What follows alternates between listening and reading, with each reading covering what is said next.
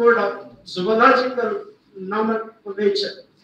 So these are because once the binomial system has been introduced by these one of the lineage, and he has to be remembered on these precious, auspicious, so to say, and also very important giants like Cuvier, Valencianus, Forrestal, Gunther, and also from our Indian side, Francis Day.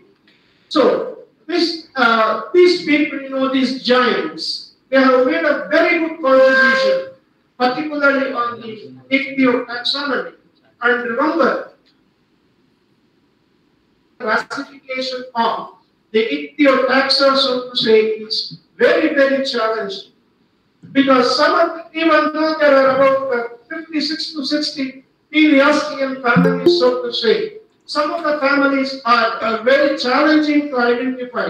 For example, if you take the family Cyanidae, and also if you take the family Mugellidae, and also if you take the family, so to say, Serranidae, these are all some of the families, which goes challenging. And even the characters which we deduce today, sometimes it goes outdated because of the problems of variations in the ichthyofund. Next. And though my today's lecture is confined to the principles of taxonomy and classical methods, of course, the principle itself is very large, so to say, understood. And some of the best principles are to be told to you, understood, with the detailed explanation, with examples, understood. I may be having a little problem to teach the classical taxonomical methods owing to the time constraints. So, why the taxonomy is needed? Because we have got an enormous diversity. Particularly, we have got the smallest fish species, for example, the gobies, hardly about 8 to 10 mm. And we have got the whale shark, which is 12 meters in size. So we have got tremendous variations, and so only the ichthyodiversity is very heavy. Of course, morphological diversity is there, anatomical diversity is there, biological diversity is there, zoogeographic diversity is there. With all these diversities, arriving the proper identification character in the field of in taxonomy is the most challenging task. And we have got different forms, torpedo form, fusiform, serpentine form, ribbon form, etc. Now, coming to the diversity, of course, we have got the diversity with regard to sexes, diversity of sizes, diversity of group. For example, if you take most of the tropical kingfishers, so to say, particularly if you take the reef fishes, so to say, understood, they show an enormous amount of sexual variations. For example, if you take the butterfly fishes, Chaetodontidae, and if you take the angels, coming under the homocentric or homocanthidie, and some of the racetes, understood, Labridae, understood. These are all the groups, they show tremendous amount of variation.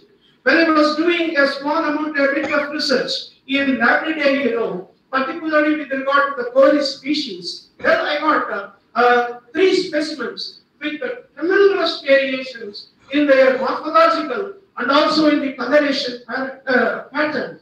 So my SRF, he was so ambitious to publish it as a new species, particularly the Coris formosa, which we have taken the particular specimens from Mandabam, near Mandabam region. But fortunately, when we identified with a good amount of variations, with the Coris formosa, even the photo is there in HOD. One can have a glance, which we have taken it. Understood. The coloration is so huge, and one will be forced to take it as a new species. But it is not so because of the good amount of color variation that could be seen in this particular species, Coris formosa. This we again confirmed by having the contacts with the international taxonomist who has worked in plenty in the family Labridae, in which the Coris formosa is being accommodated. So such a one, if you take the butterfly fishes, Pterodons, and if you take the seahorses, synchratids, understood, with the habitat, it shows the color variation. When it lives in the algal beds, the coloration becomes somewhat green or blue in color. When it lives in the coral reefs, again it shows a sort of camouflage.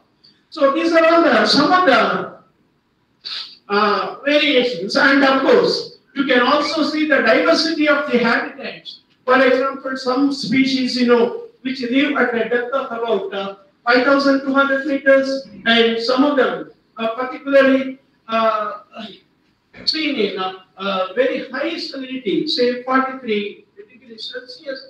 For example, soda that is the Tilapias Oreochromis alacaris, and also some of them, Trematodes, they live at -2 degrees C. So such an amount of enormous diversity, owing to the color, owing to the habitat, and also owing to the temperature variations, the diversity is very huge. Then, of course, we go to the previous slide, and some of them, next. Ocean depth is 7,000 meters below the surface of the ocean, and some of them they are seen with the least salinity of 0.01, and some with even 100 ppb salinity. Then, if you take the ichthyofauna, where in the recent book that is by Joseph Nelson, and this is the book which is being widely followed, particularly in the classification of fishes and also in the identification of fishes by Joseph Nelson. Understood. We have got about nearly 32,000 species of finfishes. Of course, Eschenmeyer and Fong have recorded 33,000, and if you take the total vertebrates, it comes to about 55,000. Understood. So, next slide. And if you take the tetrapods, well, it is about 27,000 species, that is more than 1/2 of the vertebrates, and the number may increase because new species are being discovered, and the number may also decrease, maybe due to the loss of habitat and maybe overfishing. And at the world over, we have got about 536 families, and 9 families having more than 45 species with 85 orders. Next.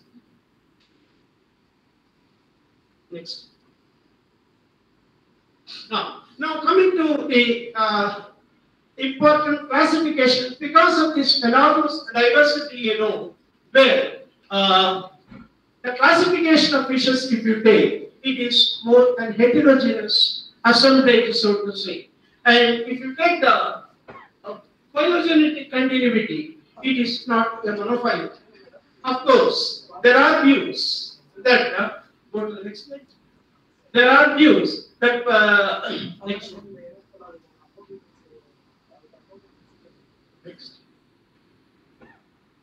There are views that if you want to trace the phyletic position of these fishes, whether it could be called as monophyletic, or whether it could be called as paraphyletic, or whether it could be called as the polyphyletic. Now, if you take only the genus Acanthopterygia alone, understood, where you can go to the concept of the monophylity. So monophylity is one where the common ancestors of all the descendants are being included, understood. But if you want to avoid the tetrapod lineage, that is the lobe-finned fishes leading to the early tetrapods, the amphibians, then leading to the reptiles and the other terrestrial evolution, where the finfishes are to be considered as a paraphyletic group. Even though the old classical taxonomists, they placed the finfishes as a monophyletic group, but presently, as per Nelson's suggestions and views, where the finfishes are placed in the paraphyletic group, which includes the most common ancestors, but not all of its descendants, so to say. Of course, polyphyly, which does not include the concept, which does not figure both in the vertebrate evolution as well as in the invertebrate evolution. So the concept of paraphyly, the concept of paraphyly, paraphyly is the one which is seen particularly in the finfishes. So, if you take the fish classification, already I told you, it is most challenging and understood. And of course, the world classifications, it serves as a vehicle, so to say. The classification which is adapted today slowly changes in the coming days. Understood? For example, when we were doing PhDs in 70s, we used to follow the classification of fishes by Leo L.S. Bird.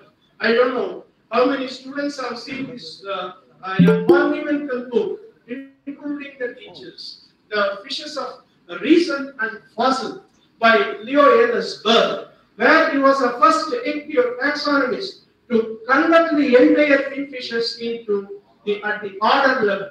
Perciformis, Rupiformis, Signatiformis, etc., etc. So it's a Russian book, and we were following that book, that is Leo L.S. Bird. I think it is also available in our FCR and Tutukurai library, because I used to take that book to teach my students in those days.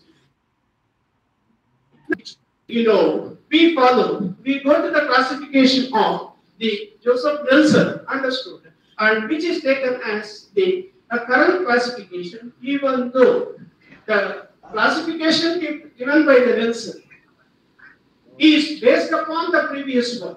So, no classification you cannot say is one which is, so to say, inefficient, so to say, or incompatible. Every classification is useful in those times, and those classification, it serves as a good vehicles for the present classification. Even though the Nelson has followed the classification taken by the earlier eminent taxonomists is being put in use. So, with very strong evidences emerging in your taxonomy, the classification also changes. For example, like any scientific theory, where the classification of fishes is only professional. What is professional? Continuous testing and testing and testing. When there are lack of evidences, it has to be thrown out. When there are good evidences, it has to be accommodated. So, it is like any scientific theory, it is professional and it is challenging, and like the army rules, it should not be, it should be like this. It should be like this, there is no definite rule. It will be going on challenging because the taxonomists are discovering new species and also new taxon, understood. And we have got the molecular tools, understood. The molecular cladogram and also the morphological cladogram is being introduced in the classification, and as a result, where the classification of the finfishes and also the identification of the finfishes goes on changing. So there is no permanent rule that the classification should be like this. So the classification followed by the earlier eminent taxonomists like Gunther, Valencianus, Bouvier, Forrestal, even the Francis Day of the Fishes of India, and is subjected to change. No doubt, these books are considered to be the good vehicles from which you can go for the construction of the eminent classification. So, next. So, if you take the classification, Well, we go for four types of classification is there. One is the artificial classification, horizontal classification, vertical classification, and also the biological classification. So the artificial classification, of course, it was in vogue during the Aristotelian time. Understood? When the famous Greek philosophers, they were there, where this artificial classification was in vogue, giving least evidences to the genotypic programming and taking only the phonetic character as the most important characters in going for the identification of the taxon. So the artificial classification, it does not distinguish, so to say, what is an inanimate and what is an animate object. Understood? And for example, if all the flying animals, understood, and all the burrowing animals, understood, they are all grouped or they are all assembled, particularly in one unit, so to say. Such an artificial classification is more arbitrary classification that depends on the polarized characters and also the what is called as the mosaic evolution, wherein the unequal rate of evolution, the adaptive radiation, the concept of sibling species, nothing could be described or nothing could be evidenced with this artificial classification, which particularly with the Greek philosophers' time, like the essentialism, then nominalism, then coming to the empirism. So these are all the, if you take the level of classification, the essential characters are taken as an evidence in constructing a taxon. Understood? When you take the nominalism, the intelligent characters are evolved from the fauna. And those intelligent, no doubt, that classification is little bit important, nominalism. But those intelligent characters are given due importance in the erection of one. And if you take the nominalism, where the nominalistic concepts, understood, are being given due weightage, that is the phonetic characters. So only in the biological classification, we went for the most important genetic program of the particular taxa into consideration. So if you have the horizontal classification, it is grouping together of a similar species in a similar stages of life rather than going for the phyletic line. So just identification. There is no going off the phyletic line. The phyletic line is also much important. Then if you take the vertical classification, it stresses the common descendants and integrate the ancestral lineage, so to say, the phyletic line in a single taxon. And if you take the horizontal biological classification, well, it stresses the genotypic and also the phonetic characters. Now, I was telling you about what is the next one? Next.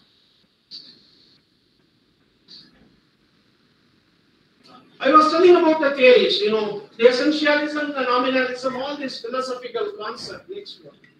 Then the empirism, where the character is no need for classification. Only with the help of the intelligent character.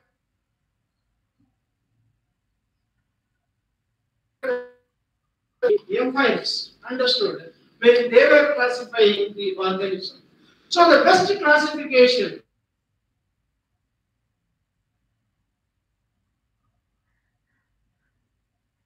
method called tribalism. Understood. When Henning proposed a method which is called the tribalism. And in those days, the tribalism was given importance mainly to three aspects: root, claim, node. Just going for the phyletic line, the ancestral line, and talking about the relationship. This is the essence of tradition. So, when Henning introduced this concept, of course, this type of the Platism introduced by Henning is a good method of classification, no doubt, because it is a phyletic lineages that speaks about the so to say the relationship of the organism. Understood? For example, the lobe-finned fishes, the Latimera pulmonea, you should have studied in your in taxonomy. Understood?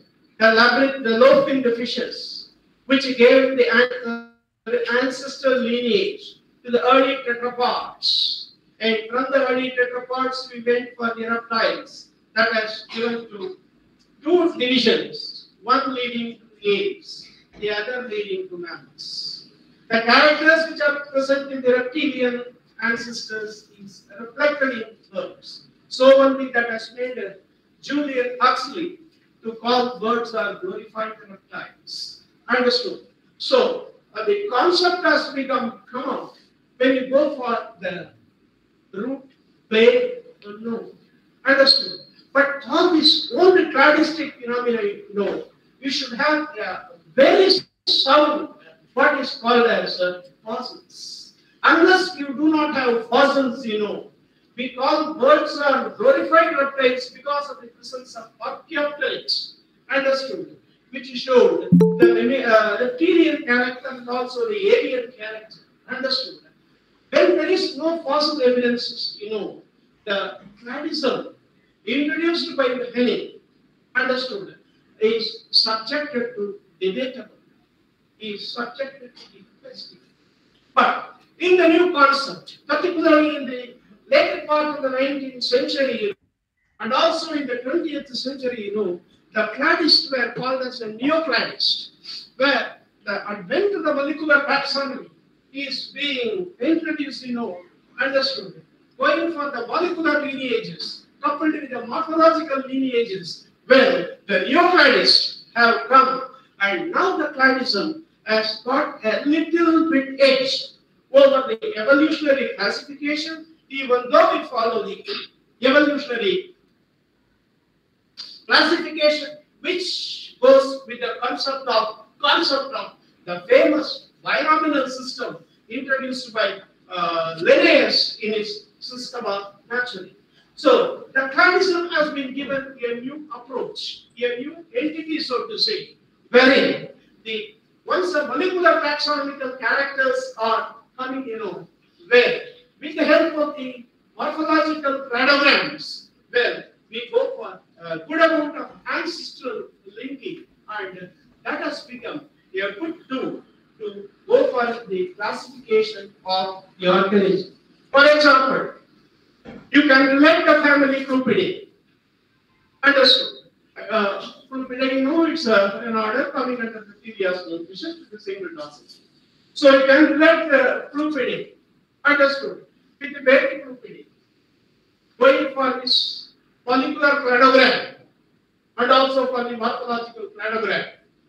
You can relate Carangidae to the Neognathidae, and Carangidae to the Stombridae, and Carangidae to the Rachisidae. Because all this ancestral program has having the same, so to say, root, understood, from which planes have come with different nodes. And that is being justified going for the molecular studies and also by the morphological studies. So this is a new approach which cladism went on.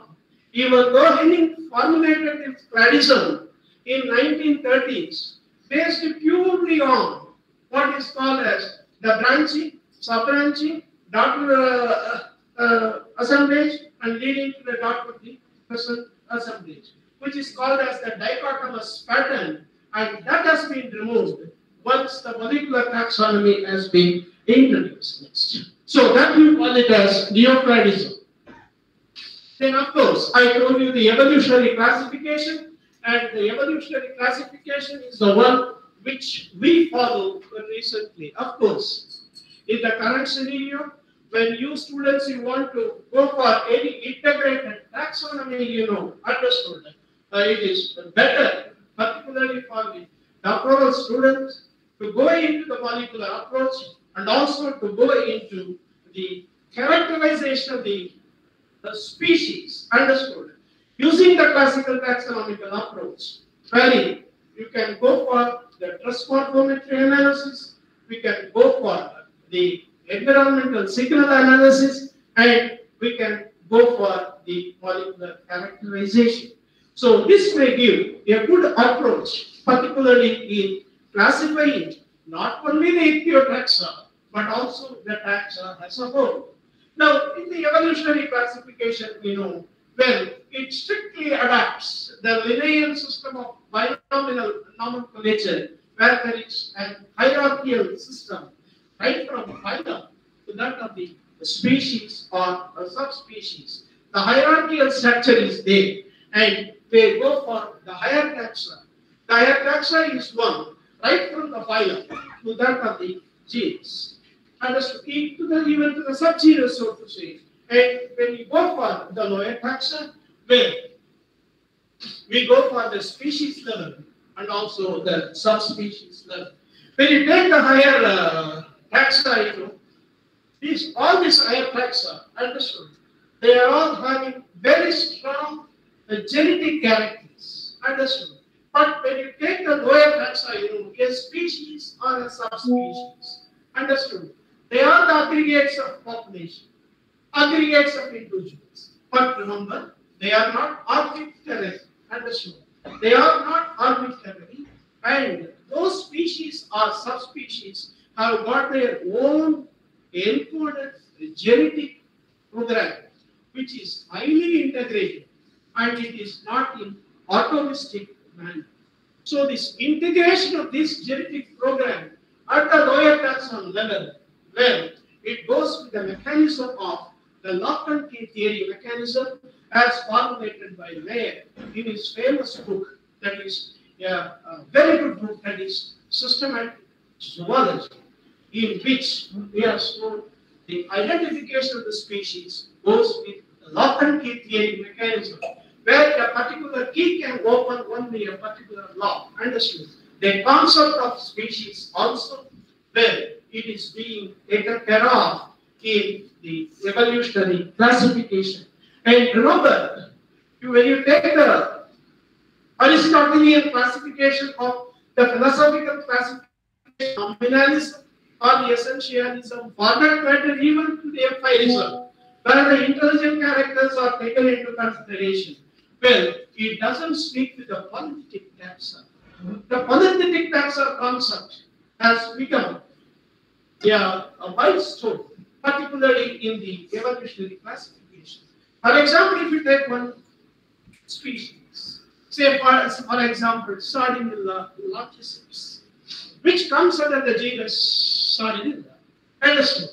Well, the genus Sardinella will have good number of species. Longiceps, then we have got Melastoma, Apiata, Gibbosa, and about 12 to 15 lesser species are there in the genus Sardinella. Now, when we talk about the concept of polythetic, the characters of Longiceps, Gibbosa, Melastoma, Sindensis, Ablegaster, well, that all the characters will be present in the genus Sardinella. Understood? But at the same time, the Longiceps will have its own specific character. Understood? That could be able to distinguish its closely related species, Pipriata, Melastoma, or Gibbosa. The totality of character is present in many species of that particular genus, may be absent, understood, in a particular species, which talks about the identification of the species. This you call it as the polythetic nature of taxa, understood.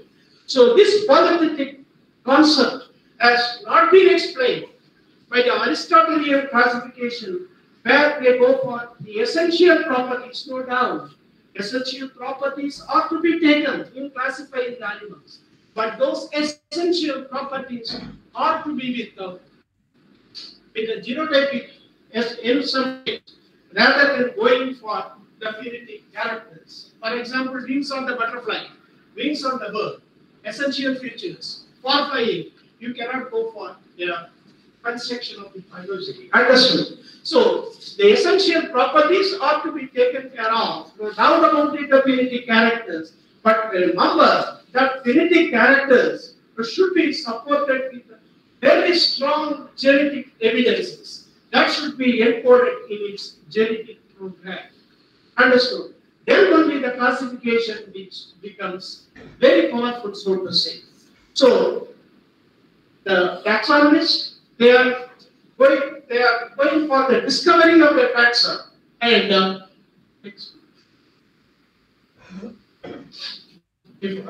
previously. So discovery of the taxa previously, and remember the concept of adaptive radiation. Understood? Next slide. The concept of adaptive radiation, unequal rate of evolution, all these things will not be explained, particularly in the earlier classification of animals previously. Now, if you want to, previous. Now, previous.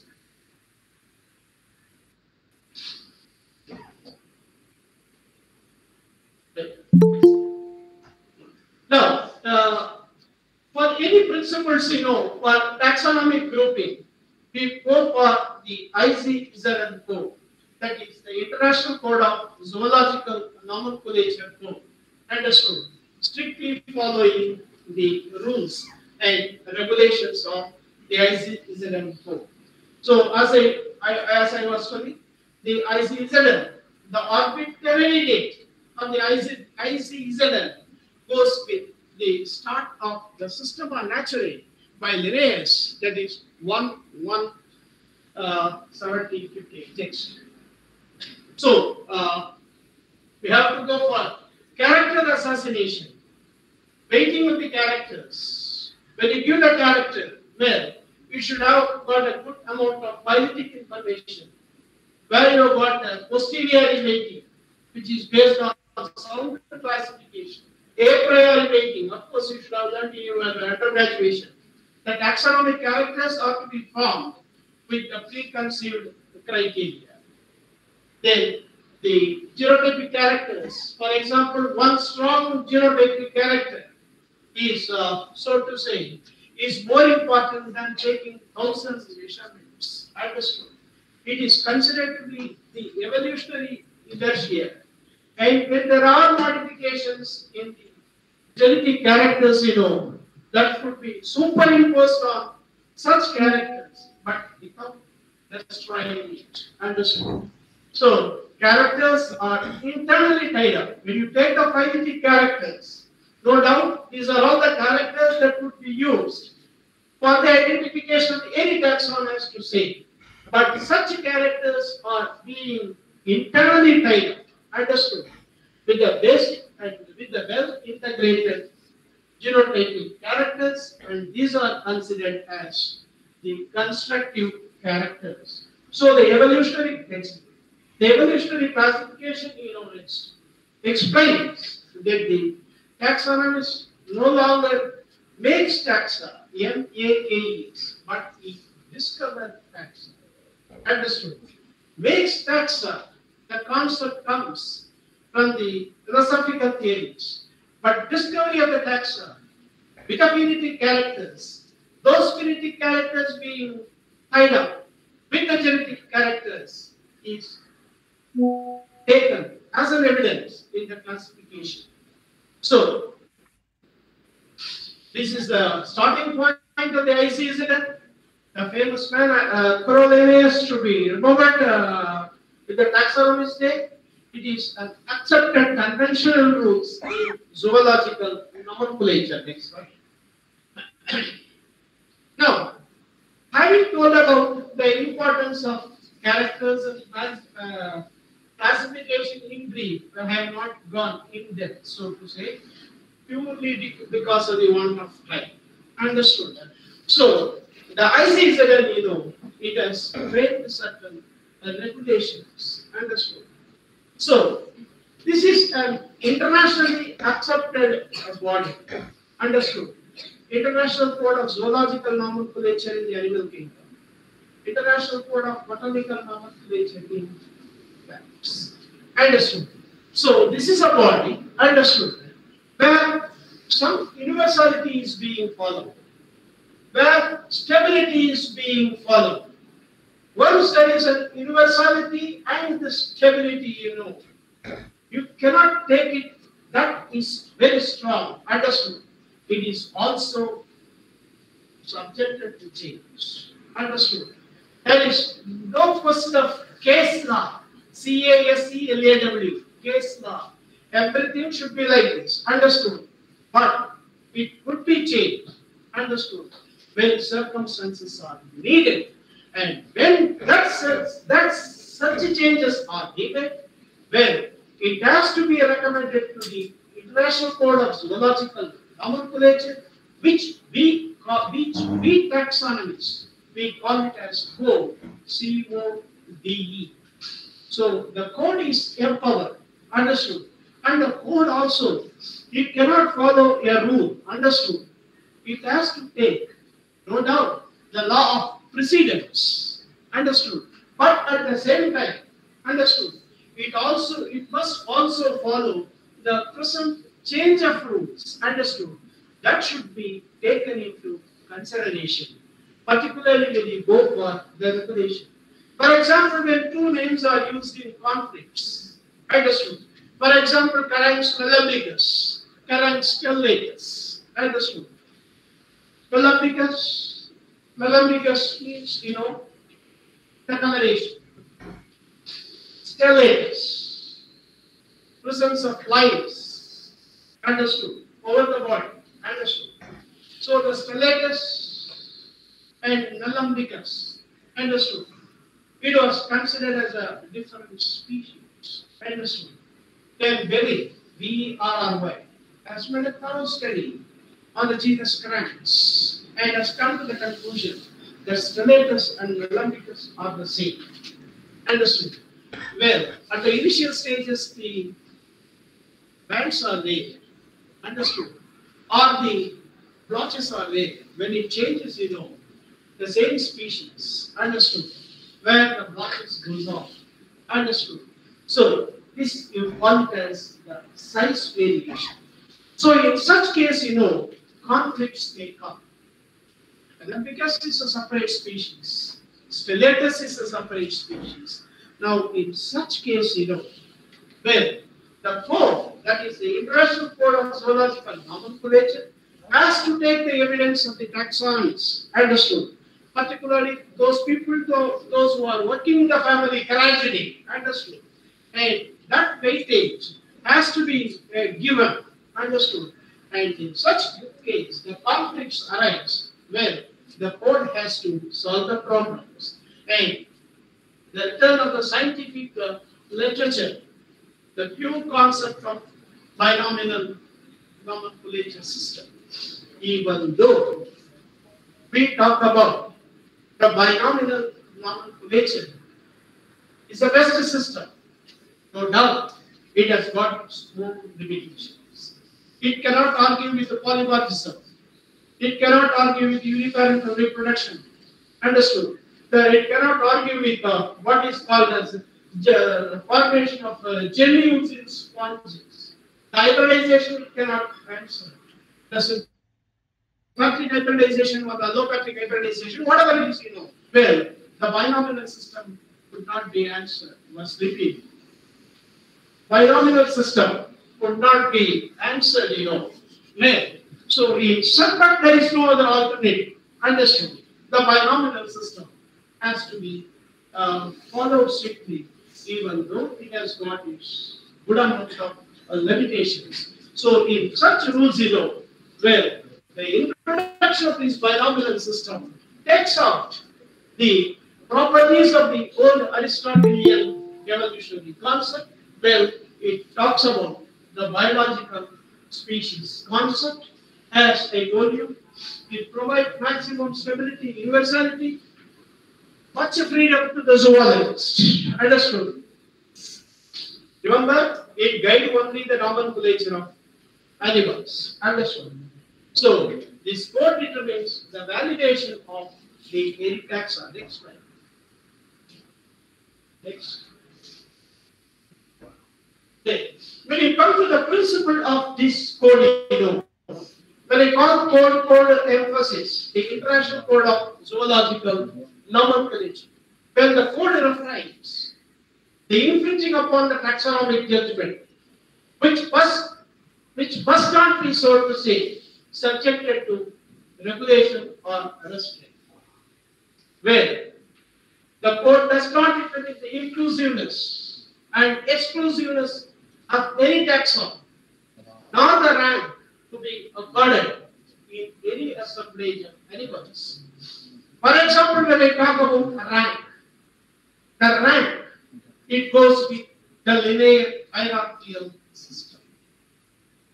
When I talk about species, when I talk about subspecies, it has got the name-bearing types. Understood? It has got the name-bearing types. A species may include 100 individuals. A subspecies may include 1,000 individuals. All these things, they go for what you call. All this, these go for the rank and the lower taxon level. So up to genus, we call it as higher taxon. Species, subspecies, we call it as lower taxon. This you will teacher by now. Okay, now, when I talk about the inclusiveness and exclusiveness of any taxon, now the rank, understood. If you take the stem of any family, for example, take the family Lathyrinidae, coming under the group of Cephalids, understood. The family Lathyrinidae, as a genus, many genera. One such is Lathyrus. And Lathyrus may be a monotypic, a single species, or it may be a polytypic in many species. Now, your rank, your family is a rank. It should have a nominal genus. Lathyrinidae, Lathyrus. The nominal genus, if it is having a subgenus, that subgenus becomes a nominal rank for the genus. When a subgenus is having a species, understood, that species may form a rank to the subgenus. This is called as the ranking system in the linear classification, understood, where it cannot determine any inclusiveness or exclusiveness. Whenever it needs the change, whenever the modification is to be done, whenever the particular monotypic species or the genus becomes invalid by the revisor, that could be removed and taken out, and a new species or a new genus could be accommodated. This you call it as inclusiveness and exclusiveness, so to say. So it provides the name that is to be used for the taxon. Then one important concept is the code of ICZL, or what for that matter, even the international code of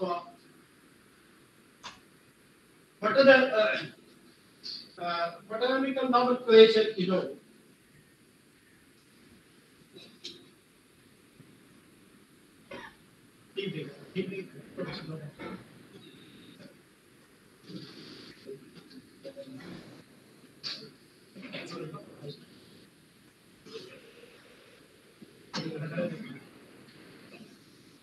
Okay. So we go with the law of priority, understood. So the concept of law of priority is, so to say, the nucleus of the International Code of Zoological Nomenclature. No doubt, a rank should be assigned to a particular taxon. The rank should go with the order of precedence. No doubt. The precedence should follow the oldest name. No doubt. The oldest name should be a valid name. No doubt. That valid name should not be a junior synonym or a senior synonym or a subjective synonym or an objective synonym or a homonym. Understood? No doubt. And that rank, understood, goes with the law of priority. Understood? Remember, the law again. The law of priority is not the basic and fundamental rule. It must be followed with the order of precedence. It also could be subjected to change when it is needed. For example, when a type species or a type genus has been fixed according to the order of precedence, when the information for the type species is become invalid, or the information with the illustration is insufficient. Understood? That could be thrown out. Understood? Instead, it becomes a revisor to take another species according to the law of precedence and should be accommodated. Remember, when there are two species, when there are three species, understood, goes with the same precedence, it is up to the revisor to take whether that particular species is common. Point number one. Whether that particular species is universally represented in all the global region. Point number three. Whether that particular species is a parasite, understood, or any other biological features, understood, which could be given a rank. So in that case, the law of priority is set aside, understood, and instead, when there are taxonomical ambiguities, when there are taxonomical inclusiveness, where it is up to the first revisor to take the type or the rank based upon, for example, you should have seen in your theological books, vulgaris, caminalis, understood, common, Italian name, Latinized name, caminalis, vulgaris, understood. So that could be taken as the law of priority. So without infringing upon the taxonomic judgment, understood. As I told you, no rigid application. So it gives guidance to the zoologist. And if at all there is any amendments, it should be justified. For example, if you want to erect a new species, understood, as a PhD scholar in one thing, you have to follow certain rules and regulations, so to say.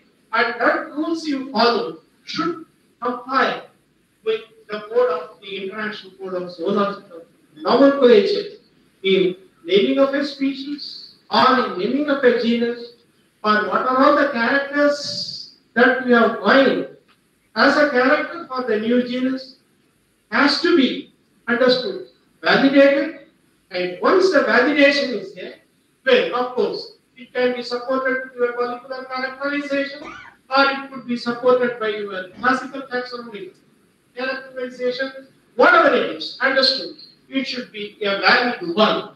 So, and that validation should comply with that of the international code. So there is, the code is retroactive and also retrospective.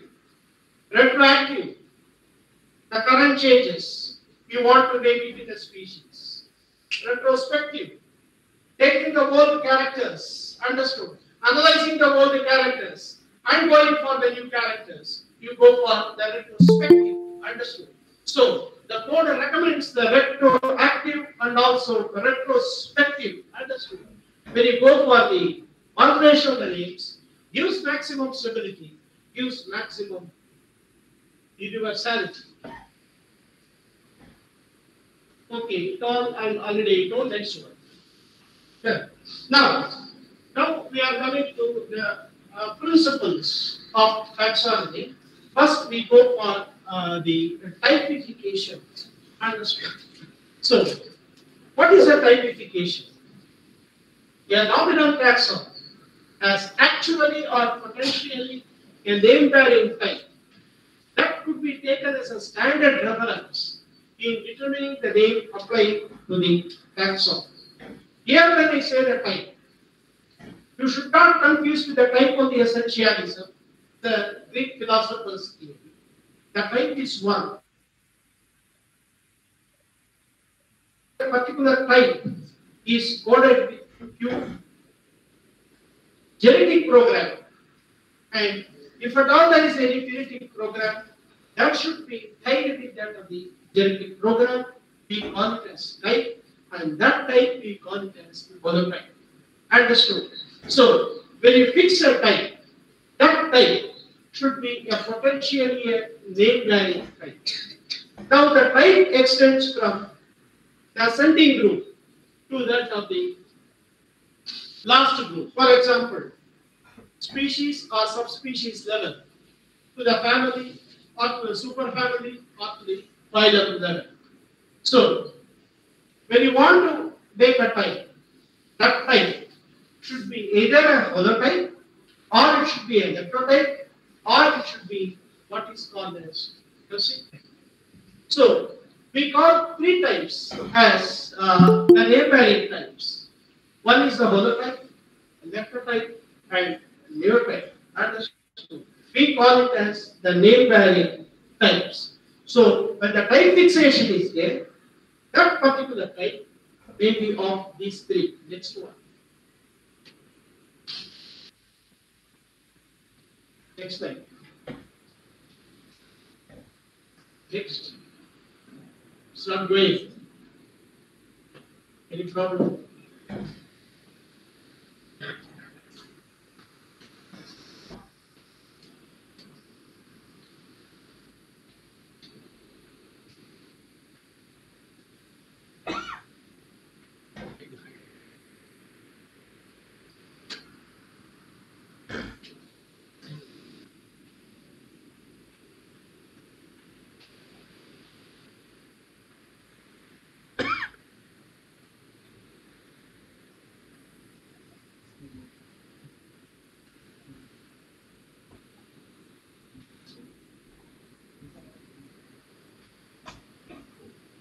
For example, when I am telling the type, when the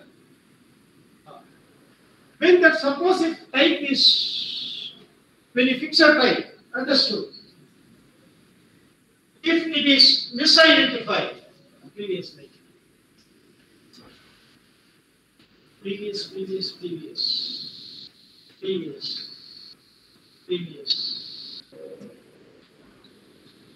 if it is misidentified, understood.